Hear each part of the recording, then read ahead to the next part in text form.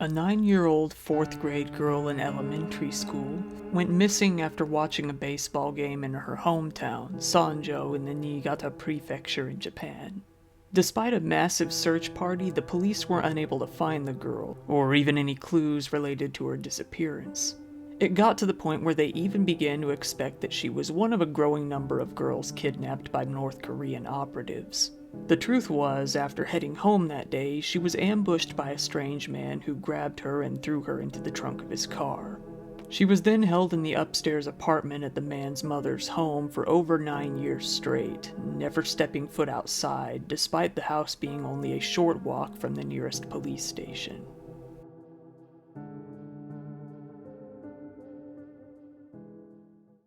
After watching my videos, I'm sure you've come to see that safety is extremely important. Maybe you're even feeling a bit paranoid. Well, I can offer you some security, or internet security, thanks to the sponsor of this video, Surfshark VPN. Surfshark VPN is a service that can encrypt your data online so that you aren't able to be tracked by anyone, criminal or otherwise. It does so by swapping your location with different servers around the world, hiding your real location. Not only does Surfshark keep your data secure by hiding your location, but you can use hiding your location to your advantage as well. By changing your location, you can bypass censorship no matter where you are. Surfshark frees your internet browsing by unblocking blocked websites and even bypassing geo-restrictions, namely websites your country might have blocked. A VPN encrypts your online data and helps to secure your personal information when you use free public Wi-Fi too. If you go out with your laptop a lot like I do, using public Wi-Fi can be a goldmine for all the hackers out there. Think about all the personal information you put online on a daily basis. Using Surfshark will take care of that problem and secure your data so that you can keep your personal data, like your passwords and credit cards, safe. You can even use the app to better monitor your personal data and check for potential breaches of security. You'll even get alerts in real time to help you protect your identity. Now you've even got Surfshark's Clean Web feature, which blocks ads, trackers, malware, and phishing attempts, making your trip through the internet just that much safer. So why not get started today? Right now, Surfshark is offering 83% off of your subscription and an extra 3 months for free with the special code DIRETRIP, all one word. They offer a 30-day money-back guarantee as well, so there's no reason not to give it a shot. So go ahead and check the description below to get your link and get started on Surfshark VPN. Let me start off by saying this case is very dark, more so than usual. This is somewhat of a sequel to the Junko Furuta video. The cases were pretty often compared in the Japanese media, and I think you'll see why later on. Given that, I just want to give out a little warning, this one gets bad too. If you have a hard time stomaching this sort of thing, just feel free to click off to another video. But if you're prepared, let's get started. Fusako Sano had been kidnapped by a very mentally ill man named Nobuyuki Sato, then 28 years old and unemployed. Sato was born in 1962 to a father who was a chauffeur to a wealthy client at a big company in Tokyo during the post-war era. That father had 5 kids with another mother, but ended up outliving her and then married Sato's mother afterwards. His father was 62 while his mother was 36. His father had built a new home for Sato and his mother, which included a large Western-style room on the second floor which was to be his nursery. Unfortunately, this cozy room for one child would end up being a complete living hell for another. Sato, when getting into middle school, eventually told his mother that he was too scared to go to school. He was taken to a mental health facility and diagnosed as having germophobia, among other things. His phobia got so intense that he would threaten to disown his father if he ever came home with the slightest amount of dirt on him. In high school, although being quite tall and somewhat intimidating, he was very soft-spoken, often being called an okama by the other kids, which is a word that basically translates as a slur against gay or trans people. He withdrew into himself and took his anger home with him, often venting and taking his frustrations out on his family. Afterwards, he went to go work at an automobile parts factory, but his eccentricities often got him into trouble. There was a public urination case, for one, and another time he retreated back home on his way to work, his excuse being that he got caught in a spider web. So eventually he left that job and stopped working entirely. It's safe to say that by this point in his life, he was already pretty gone.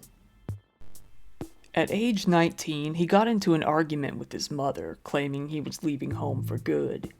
He set fire to a Buddhist altar in the home, which spiraled out of control into a huge house fire. He was taken in for another mental examination, and it was determined that he had a severe case of OCD. After about a month of intense medication and supervision, he was released. After that point, he spent most of his time betting on horse races and obsessing over idols. Eventually, he told his mother that it was time he started becoming independent and expressed his interest in building an addition onto their house. She complied, and a new room was added to the second floor of the home, giving him somewhat of his own apartment up there. But the room was given up on mid-construction. Sato kept fussing over the construction crew bringing germs into the home, and he also failed to keep many of his promises, including looking for a job. It was at this point that Sato went from being a regular piece of shit to a criminal piece of shit. In June of 1989, he ended up waiting outside of an elementary school gate and shadowing 4 young girls as they walked out of the school, all around 9 years old. He ended up tailing one until she came close to a vacant lot, when he then dragged her into said lot and attempted to have his way with her. However, another girl ended up witnessing him taking her off into the lot and ran off to tell some older students. An office worker from the school then showed up and captured Sato. The police were called and he was arrested on charges of an attempted indecent act. 2 months after this, his father would pass away, likely in complete shame over what his son had become. In that September, he was sentenced to a 1-year suspended sentence as a result. The court decided that his chances of reoffending were low, and in lieu of probation, decided to release him to his mother's custody, on the condition that she look after him and guide him. And as we know, this didn't work out. While still on his suspended sentence, Sato took his mother's car and went out for a drive on November 13th of 1990.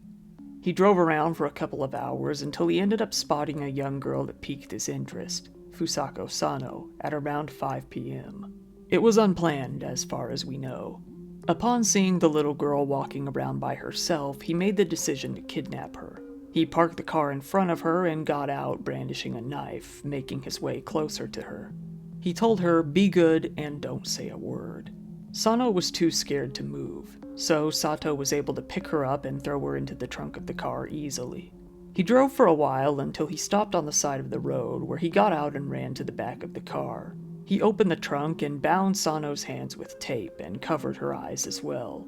He once again closed the trunk and set off towards his house, arriving home at around 6:30 p.m. So that his mom wouldn't spot him hauling a 9-year-old into the house, he decided to enter the home through an entrance to the unfinished addition to the house. Then he went back around to the front door by himself and entered the home as normal, as if nothing was out of the ordinary. He went up to Sono, locked up in the old nursery, and removed her blindfold. He told her, "You don't want to end up killed like all those other kidnapped girls, do you? You're never going to leave this room. You're going to live in here forever.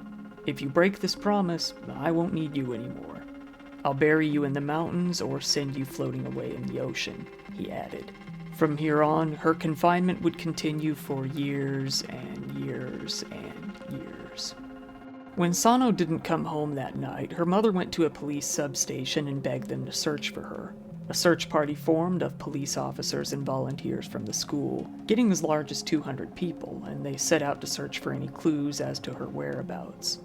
They searched everywhere, from vacant homes to shipping containers, even using helicopters to search for the girl. Over 20,000 missing posters were drafted up and passed around, but no clues were ever found. Sato continued to threaten Sono repeatedly during her confinement. He would often swing his knife around her, injuring her dozens of times in the process. In the beginning, he would bind her up so tightly that she couldn't move whenever he went to bed for the night. Her legs were bound tightly together for over a year straight. To make it even more difficult for her to escape, Sato kept the layout of the home a secret to her. Whenever he would leave the room, he would either blindfold her or tie her up and throw her under a blanket on the bed. After about a year or two, Sato got more violent in his torture of Sano. He started using a stun gun to deal out his sick punishments, threatening to stab her if she let out her voice while being shocked. She often had to bite down on a blanket to refrain from screaming as she got stunned. He would also attempt pro wrestling moves on her as well, again punishing her if she let her voice slip. It's believed that he hit her lightly during the duration of her captivity over 700 times, and that he hit her with considerable strength around 300 times. She would get hit in the eyes so hard that she would lose her sight from time to time. Eventually, she started using the stun gun on herself, hoping to be able to get used to the sensation so that it wouldn't bother her anymore. She developed a dissociative disorder as a defense mechanism, meaning she began feeling that another person was the one being hit, not her, allowing her to kind of distance herself from the pain inside her mind.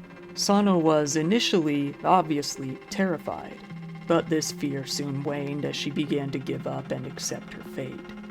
Sato would bring clothes to her for her to wear, usually his own, and initially fed her 3 times a day. It was either food that he brought by himself or food that was cooked by his mother, who was still living on the first floor.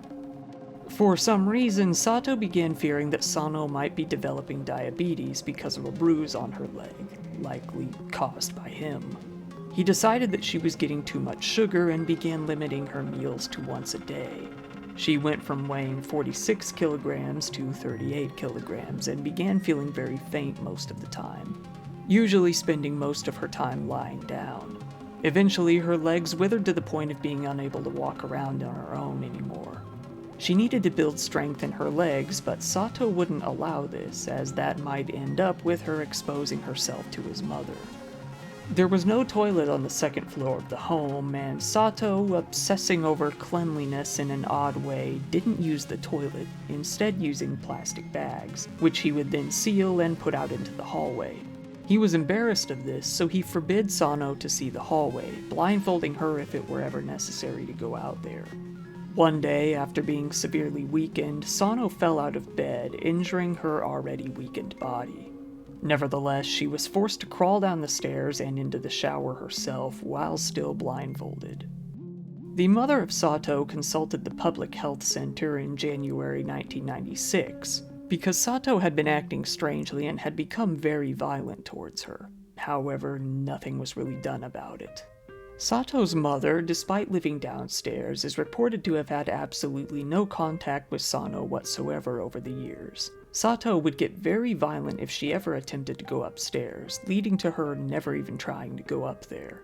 Many people, however, including the police, speculate that she must have had some knowledge that another person was up there.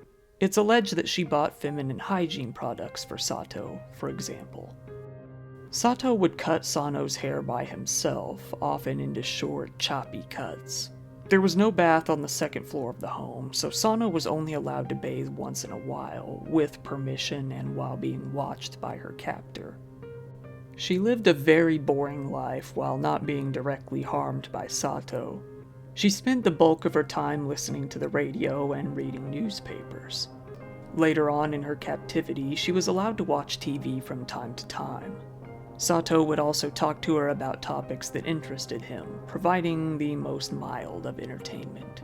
The door to the apartment was never locked, but despite this, Sano never attempted to even take one step outside in all of those years. At first, it was because she was too scared, but eventually it was because she lost all the willpower and energy to even try. Throughout her confinement, Sano had very little exposure to the outside world outside of TV and radio. She never developed, mentally, past her 9-year-old state. It was later found that she had a very noticeably low intelligence level when compared to peers of her own age. Sato stated that he saw Sono as a friend throughout her captivity, and claimed that he gave her everything she needed to develop normally. By this point in her captivity, she started obeying my orders very well. I thought that I'd like to live with her forever. We could talk on equal footing about horse races and cars. I genuinely did like her. It felt like she was a girl my own age. She was an irreplaceable partner to me, so I could never let her go, Sato said. Sato's mother was so afraid of his violent outbursts that she tried to work as much as possible. When she was forced to retire at 65, she began killing time outside the house as much as possible to avoid going home. By 1999, Sato began using the stun gun on his mother as well. Along with punching her and kicking her, he began tying her up as well, only releasing her to let her go to the bathroom, according to the mother. The mother called to get mental help for her son on January 12th of 2000, and basically getting nothing out of it, she then tried calling again on January 19th, begging for an official to come visit the home. They finally complied, and some healthcare officials finally did visit the home that Friday on the 28th. Healthcare workers approached Sato and told him that he was going to be taken in for a mental health evaluation. This resulted in an enormous violent outburst that did nothing but further prove their point. Subsequently, the police were called to the scene. It was during the commotion that everyone noticed a lump under a blanket moving around in his room. When removing the blanket, they were shocked to reveal a sickly pale, short-haired girl underneath. They asked her who she was. She simply told them, "I need to get my thoughts in order." They called Sato's mother into the room and asked who the hell this girl was. She responded, "I don't know, I've never seen her before." They then informed the girl that Sato was likely going to be going away for a long time and asked what she wanted to do, likely thinking that she could have possibly been his girlfriend. Sono looked toward the mother and asked, "Is it okay if I stay here?" The officials urged her to call her own home. She responded, "My home might not be around anymore." The mother asked where her home was. Sono responded, "Maybe here." Sono was then taken to the hospital, as Sato was taken away to a mental facility and his mother was taken to a separate hospital. They urged her to please give them her identity, saying that they could work to find her family if they were still out there. She finally complied. The police were shocked to find that she had been the young girl that went missing almost a decade prior. Sono told the officials, "I was abducted near the school by a man who forced me into a car. For 9 years, I did not take a step out of the house. Today, I went out for the first time." Upon her medical examination after being rescued, Sono was found to be relatively healthy given the circumstances, although she was notably very weak and skinny due to the lack of food and exercise. She could barely walk, her leg muscles had atrophied so badly. She was also fairly dehydrated as well. Due to a complete lack of exposure to sunlight, she was extremely pale and suffering from jaundice. While she had the body of an emaciated 19-year-old, she was mentally on par with a child. Understandably, she also had a pretty severe case of PTSD. Soon after, the police were finally able to get in contact with Sono's mother. She was finally reunited with her family after almost 10 years. Her own mother didn't even recognize her at first, given that she hadn't seen her since she was 9 years old. Nobuyuki Sato, now 37 years old, was hospitalized that very day, being deemed mentally unstable. Within a month, his status was formally changed from suspect to criminal, and he was finally arrested on February 11th of 2000. Sato's mother was heavily criticized around the time of his arrest. Given that the Junko Furuta case from 1989 was still at this time fresh on the minds of the populace, people couldn't help but make connections. In both cases, a young girl was held captive on the second floor of a home while the parents lived on the first floor. In the Junko Furuta case, the parents knew very well that a girl was being held upstairs and chose to do nothing. Could that have been the same in this case? People were eager to find the answer to that question. The mother defended herself, saying, "I didn't know of the captivity, and I haven't set foot on the second floor for years." To be fair, absolutely none of the mother's fingerprints were found on the second floor. Sano herself confirmed that she knew of the mother's existence, but that was about it. The mother was left as merely a witness in the case. After Sono was rescued, the police in Japan started facing some heavy criticism. Mainly given that Sato had already attempted to kidnap another young girl in the same fashion and he was simply let go. And oddly enough, his name had disappeared from their internal list of criminals, so he was never even considered a suspect in Sano's disappearance in the first place, despite fitting the bill pretty perfectly and being in that very area. When Sano was rescued, the Niigata Prefectural Police Chief, a man named Koji Kobayashi, didn't even show up to the police station to check up on the investigation. Instead, he spent his night playing mahjong with the head of the Regional Police Bureau. After word of this got out, along with a slew of errors made by the police in the coming weeks, Kobayashi formally resigned from his position on February 26 that year. The head of the Regional Police Bureau also ended up resigning a few days later on the 29th. The media began publishing pictures of Sano and her family, which was deemed as a human rights violation by the police and heavily criticized. The anonymity of all involved in this case was quickly lost as this case became a media storm. One side would often argue that Sano never tried to escape and that something was fishy. The other side argued that she was convinced that she would be killed if she tried to escape, so naturally she wouldn't try. It's pretty sick that this was an argument in the first place. Sato's trial began a few months later on May 23rd in 2000. The prosecutors walked on eggshells throughout the case, trying not to damage Sano's already fragile mental health throughout the proceedings. Sato claimed insanity, after which some psychiatrists held some tests to determine if that was truly the case. They found that he was at least mentally fit to face his charges, and he himself ended up admitting to them. Sato was facing 10 years in prison, the maximum penalty for abduction.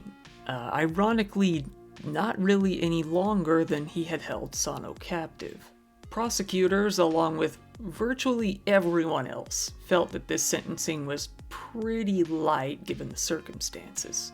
To boost the sentence a little bit, they started adding every minor charge they could think of. This even included charges for one time that Sato had shoplifted some women's underwear. Really just anything to get that year total up. Sato, now 40, was finally found guilty. He was sentenced to 14 years in prison due to a combination of charges including abduction, confinement, and theft.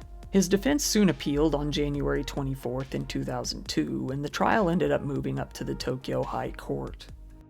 Unfortunately, on December 10th, the High Court actually decided to reduce Sato's sentence down to 11 years. They said that the ruling by the district court was technically done wrong. It ruled that his charges should be dealt with individually, not lumped together. So he would serve the maximum 10 years for the abduction charge and 1 additional year for the theft charges. Sato was then sent off to Chiba prison, which is, not surprisingly, in the Chiba prefecture. Sano's father ended up breaking his silence and releasing a statement after the High Court ruling, saying that no matter what they decided upon, there was only anger and regret left for their family. Nothing was going to change that their family was deprived of happiness and a regular home life. There was no way to regain that 9 years, 2 months, and 15 days of my daughter's life during which she could not feel any joy, happiness, pain, or sadness as one normally would, he said. Fortunately, he was able to add that his daughter had gradually come to live a peaceful, relatively normal life, and that she would often spend her days watching soccer matches or taking photos of flowers in the garden with a digital camera. She was also able to get her driver's license and attend her coming-of-age ceremony when she turned 20. Although more than 3 years had passed since she had been saved by that point, she was still receiving counseling from a team of medical doctors appointed by the prefecture between 2 to 4 times a month. In 2003, during Sato's prison stay, his mother passed away at an old folks' home. The same as his father, likely in shame. In the coming years after she was released, Sono dealt with more hardship as her father drowned in a pond right in front of her eyes as the two went swimming for fun. Naturally, she was devastated, but at least for a time, the two were able to reunite. Mostly due to the outrage surrounding this case, the punishment for criminal confinement was increased from 10 years to 15 years. In April of 2015, Sato was eventually released from prison. He chose not to go back to Niigata and instead chose to remain in Chiba, where his prison was. He lived alone in a small apartment and mainly lived off of welfare for the disabled. 2 years later, in 2017, it was noticed that Sato failed to show up to work one day. Police went out to his place and he was found dead, all alone in his tiny apartment in Chiba City. He was in his mid-50s at the time. An autopsy was performed, but the cause of his death wasn't found. Fusako Sano attempted to return to a normal life. Her physical health improved greatly, and she was finally able to move around normally. She helps out in her family's rice paddy out in the countryside. Due to her stunted social development, she has a hard time socializing. She doesn't have many friends and often spends her time alone.